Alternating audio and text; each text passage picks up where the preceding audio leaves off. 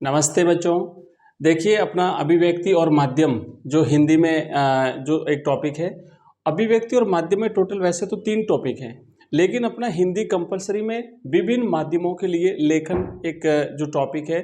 और विभिन्न माध्यमों के लिए जो लेखन के विभिन्न जो अलग अलग माध्यम हैं, 4 माध्यम हैं आधुनिक संचार के। उन चारों माध्यमों से रिलेटेड कई सारे प्रश्न आपकी परीक्षा में आते हैं और पिछले वर्षों के एक्सपीरियंस के आधार पर, पिछले वर्षों में परीक्षा में आए हुए प्रश्नों के आधार पर ये मैं क्लास आपके लिए लाया हूँ।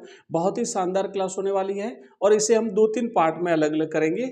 और आज की जो हमारी ये जो क्लास रहेगी, इसमें हम मोस्ट इंपॉर्टेंट प्रश्न आपके लिए लेकर के आए हैं। और निश्चित रूप से आपका अभिव्यक्ति और माध्यम से रिलेटेड जो भी प्रश्न बनेगा, चाहे वो लघुत्रात्मक बने, चाहे बड़ा प्रश्न बने या फिर ऑब्जेक्टिव टाइप का बने, वो इसमें से ही कवर होगा। इसलिए आप इस क्लास को कंप्लीटली देख लें।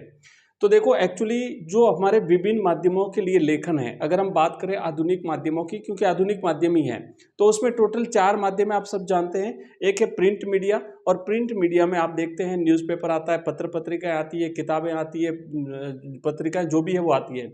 दूसरा हमारा जो माध्यम है वो है बच्चों रेडियो।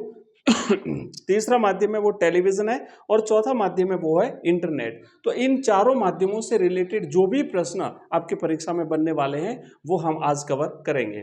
आइए एक एक करके शुरू करते हैं। सबसे पहला प्रश्न आपकी स्क्रीन पर आप देख सकते हैं।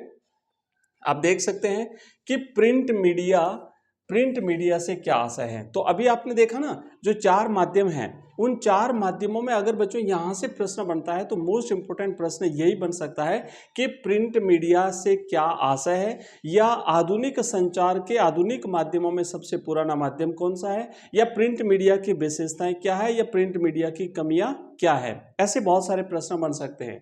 फिलहाल हम ये जानेंगे कि प्रिंट मीडिया से आशय क्या है। प्रिंट मीडिया को हम हिंदी में बच्चों इसे मुद्रित माध्यम भी कहते हैं, ठीक है ना, मुद्रित माध्यम भी कहते हैं। मैं यहाँ पे लिख देता हूँ मुद्रित माध्यम, आप याद रखें, मुद्रित माध्यम भी हम इसे कहते हैं। अब देखो कि हमारे जनसंचार के जो आधुनिक माध्यम है, आधुनिक माध्यम 4 कौन कौन से मैंने अभी बता दिया आपको, क्लास शुरू हुई तब।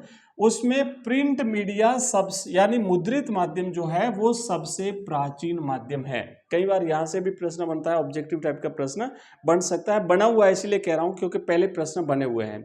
आगे लिखा है कि प्रिंट मीडिया एक ऐसा माध्यम है जिसके द्वारा सूचनाओं की जानकारी को लिखित माध्यम से या चित्रों के माध्यम से प्रकाशित कराया जाता है। आप देख रहे हैं जैसे समाचार पत्र है, तो समाचार पत्र में सूचना लिखी हुई रहती है, साथ ही साथ वहाँ पे कई चित्र भी दिए हुए रहते हैं। तो जो भी इंफॉर्मेशन है, जो सूचना है या जो चित्र है, वो लिखित माध्यम से लोगों तक पहुँचाया जाता है। इन्हें एक जगह से दूसरी जगह पर ले जाया जा सकता है। अब ये जो प्रिंट मीडिया है, यानी जो किताबें हैं, जो समाचार पत्र है, हम इसे एक स्थान से दूसरे स्थान पर ले जा सकते हैं। ऐसा दूसरे चीज़ों में नहीं होता है। जैसे कि पत्र पत्रिका हुई, समाचार पत्र हुए, पोस्टर हुए, पुस्तकें हुई, ये प्रिंट मीडिया में आता है, ये मुद्रित माध्यम में आता है। ये है मुद्रित माध्यम। बिल्कुल सिंपल भाषा में आप समझ गए होंगे कि मुद्रित माध्यम से आशय ऐसे माध्यम से है जिन्हें मुद्रित किया जा सके, जिन्हें प्रिंट किया जा सके। और प्रिंट जिस पे प्रिंट करते हैं वो होता है समाचार पत्र है, हमारी पत्रिका है, किताबें हैं, पोस्टर हैं, है ना, ये सारे बैनर हैं, ये सारे मुद्रित माध्यम में जाते हैं। आइए आगे बढ़ते हैं दूसरे प्रश्न की तरफ। और दूसरा हमारा प्रश्न देखो यहाँ पे लिखा हुआ है कि इलेक्ट्रॉनिक माध्यम से क्या तात्पर्य है।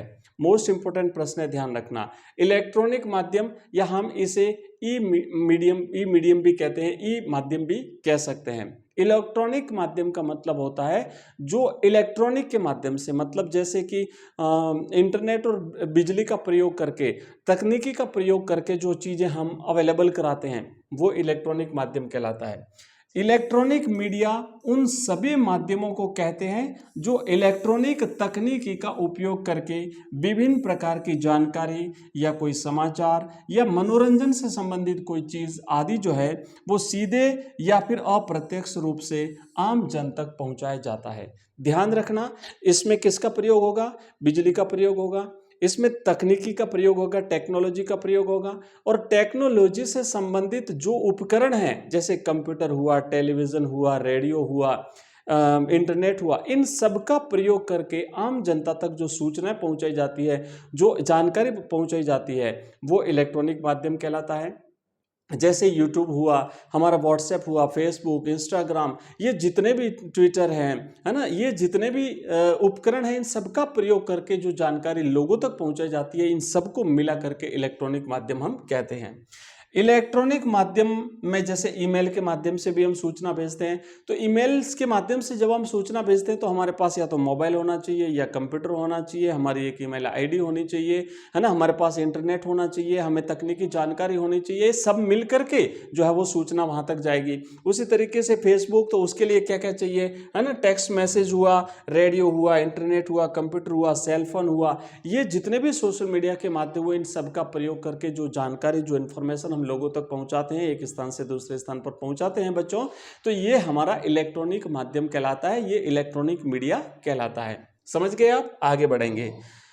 नेक्स्ट देखो, अगला हमारा दूसरा के बाद तीसरा प्रश्न है, उल्टा पिरामिड शैली क्या है और कितने भागों में ये बटी होती है।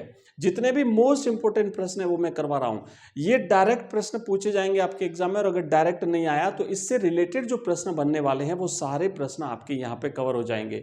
सिंपल भाषा में अगर उल्टा पिरामिड शैली पूछा जाता है तब तो आंसर यही है, लेकिन उल्टा पिरामिड शैली में भी जो इसके अलग अलग भाग हैं वहां से भी प्रश्न बन सकता है। कैसे कैसे बन सकता है हम अभी देखने वाले हैं। सबसे पहले तो प्रश्न ये पूछा जा सकता है कि समाचार लेखन की शैली कौन सी होती है। ये प्रश्न भी आ सकता है कि समाचार, ये प्रश्न आया हुआ इसीलिए कह रहा हूं, समाचार लेखन किस शैली में किया जाता है, समाचार लेखन की शैली कैसी होती है। ठीक है ना, तो शैली कैसी होती है, तो ध्यान रखना उल्टा पिरामिड शैली। अब देखो यहां पे उत्तर इसका लिखेंगे, इसका उल्टा पिरामिड शैली क्या है, तो समाचार लिखने की शैली उल्टा पिरामिड शैली कहलाती है। समझ गए? उल्टा पिरामिड शैली में बच्चों क्या होता है, पिरामिड को उलट दिया जाता है। ये पिरामिड को उलट दिया मतलब पिरामिड उल्टा हो गया। एक्चुअली पिरामिड इस तरीके से होते हैं, आपने देखा होगा पिक्चर में मिस्र के जो पिरामिड है, आपने चित्रों में इतिहास में जरूर पढ़ा होगा।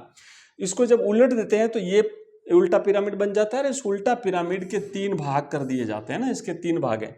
तो देखो इसके अंतर्गत सबसे महत्वपूर्ण बात सबसे पहले लिखी जाती है। ये जो उल्टा पिरामिड शैली है इसमें सबसे पहले जो महत्वपूर्ण बात तो लिखी जाती है, और इस महत्वपूर्ण बात को लिखने का जो होता है उसे हम इंट्रो कहते हैं। इंट्रो, फिर या हिंदी में इसे मुखड़ा कहते हैं। फिर इससे कम महत्वपूर्ण बात होती है वो थोड़ी नीचे, मतलब जैसे घटता जाता है, इसके महत्व घटता जाता है ना, नीचे आप देख सकते हो, तो वहां पे ये उसके बाद, और सबसे कम महत्वपूर्ण बात सबसे लास्ट में लिखी जाती है। तो लिखा है उसमें कम महत्वपूर्ण बात बाद में लिखी जाती है, और सबसे कम महत्व की बात सबसे अंत में लिखी जाती है। इस उल्टा पिरामिड शैली के 3 भागों में बटी होती है। एक होता है इंट्रो, दूसरा होता है बॉडी, ये बीच वाला भाग है ये बॉडी कहलाता है, और तीसरा होता है बच्चों यहाँ पे समापन। तो आप यहाँ पे लिखेंगे ये समापन वाला हिस्सा होता है। अब देखो थोड़ा सा नेक्स्ट पेज पे चलेंगे, और यहाँ पे हम बात करेंगे, एक चित्र के माध्यम से समझेंगे आप लोग। तो यहाँ पे देखो ये जो चित्र आप देख रहे हैं ये उल्टा पिरामिड शैली है ना, ये उल्टा पिरामिड बना हुआ है, ये एक समाचार लेखन की शैली होती है। उल्टा पिरामिड शैली में 3 भाग होते हैं, आप देख सकते हैं। ये पहला भाग हो गया, इसे हम इंट्रो कहते हैं, इंट्रो, या फिर हिंदी में हम इसे मुखड़ा भी कहते हैं। ठीक है, ये हो गया मुखड़ा। एक्चुअली ये जो मुखड़ा होता है इसमें समाचार लेखन में टोटल 6 ककारों का प्रयोग किया जाता है ना, 6 ककार होते हैं, और इन 6 ककारों में से तकरीबन 3 से 4 ककार इस पहले वाले भाग में काम में लिए जाते हैं, 3 से 4 ककार। फिर बॉडी आती है, बॉडी में 2 से 3 ककारों का प्रयोग किया जाता है, और अंत में समापन आता है। ठीक है, समापन का कोई विशेष महत्व इसमें नहीं होता है। तो आप समझ सकते हैं ये उल्टा पिरामिड शैली है। कई बार प्रश्न यहाँ से बनता है बच्चों, इंट्रो किसे कहते हैं, तो आप ये लिखना है कि समाचार लेखन की उल्टा पिरामिड शैली में सबसे महत्वपूर्ण भाग होता है उसे इंट्रो कहते हैं। इंट्रो में 4 ककारों का प्रयोग किया जाता है।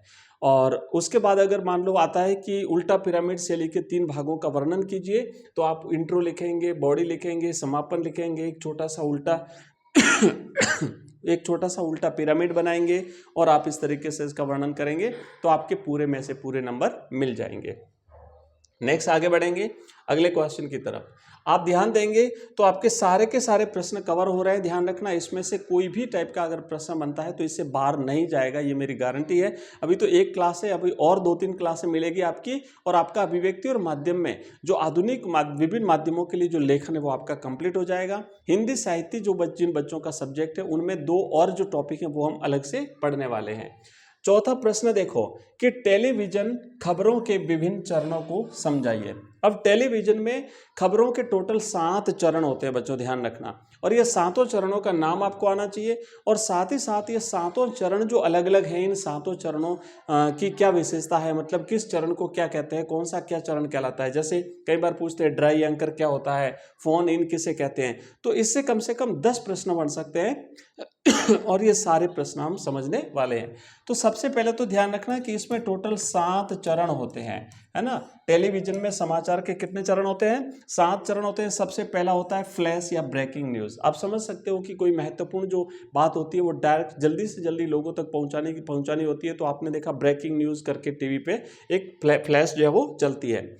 उसके बाद ड्राई एंकर होता है। ड्राई एंकर में केवल जो समाचार जो पढ़ने वाला होता है ना, वो खाली सूचना देता है ना, वहाँ से फोटो वीडियोस, वहाँ से बैकअप कुछ भी अभी नहीं आया होता है। फोन इन का मतलब होता है कि जो संवाददाता उस घटना स्थल पे मौजूद होता है, उससे बात करके डायरेक्ट जो बात संवाददाता से जो समाचार रीडर जो बात करता है और वो जो बात सुनाई जाती है वो फोन इन कहलाता है।